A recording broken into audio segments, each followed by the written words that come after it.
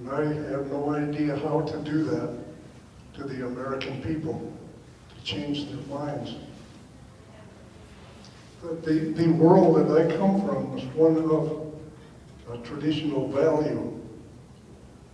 We talked about music, the music in the forest. When I was taken there,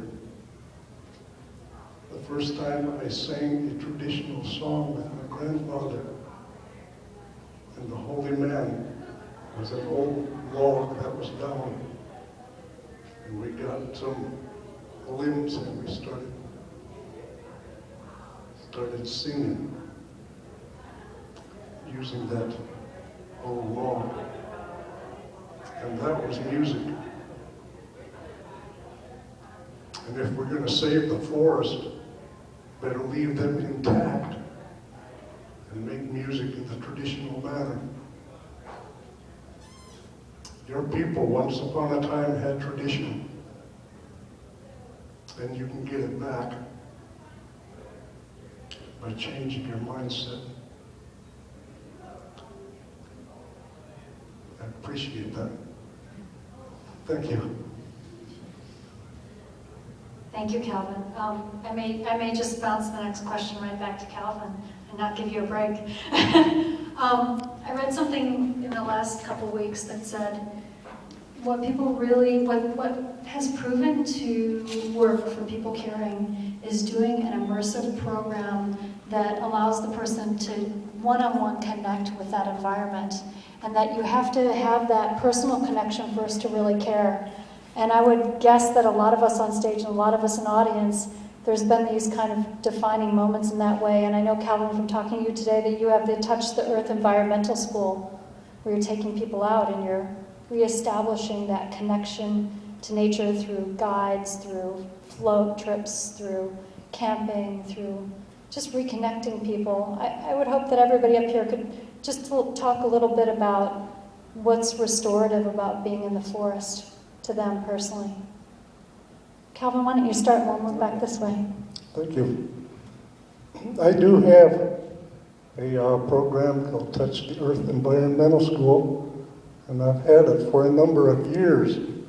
And the reason for that is I saw the separation from the children and parents. And when I talk with the young ones, ask them, what kind of ceremonies do you do at home? What kind of songs have you learned at home, the traditional songs? And there was none. And this is from all races that I asked that question. So I started taking young people out the Pacific Crest Trail backpacking, and during that time they would take part in the sunrise ceremonies. Sometimes they would do walkabouts individually, and in the evenings we would have our prayer and our songs. And another day we'd do some running. And all of these things were important. And they would go home and talk to the parents and grandparents about these things. And a lot of them, when they got home, had no support. So I changed my program to include the parents, mothers and fathers, and the children get into the outdoor program. They all take part in it together. They're hiking or swimming, rafting, whatever we're doing. Everyone is involved. And we do have water blessing ceremonies. Sometimes, if possible, we'll have sweat lodge and a lot of singing. And the children enjoy that. And the parents learn as well, so they do have something in common when they get home.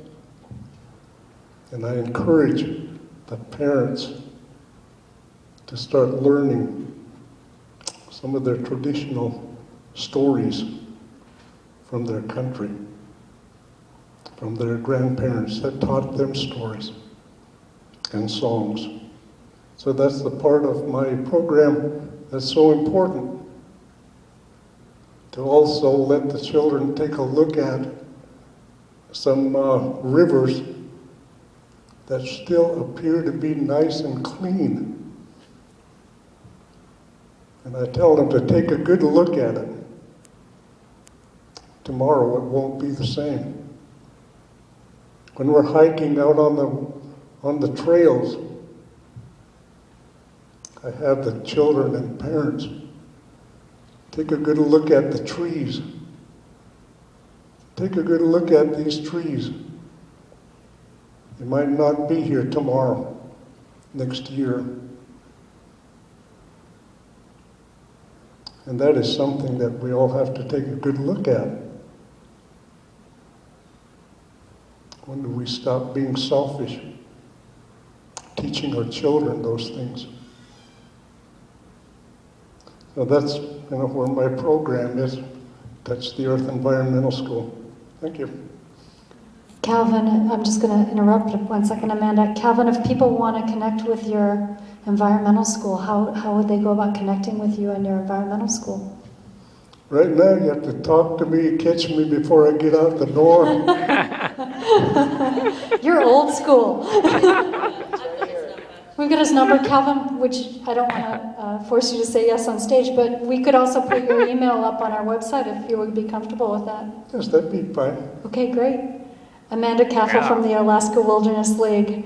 Why is going into the woods a restorative process for you? And then also, tell us a little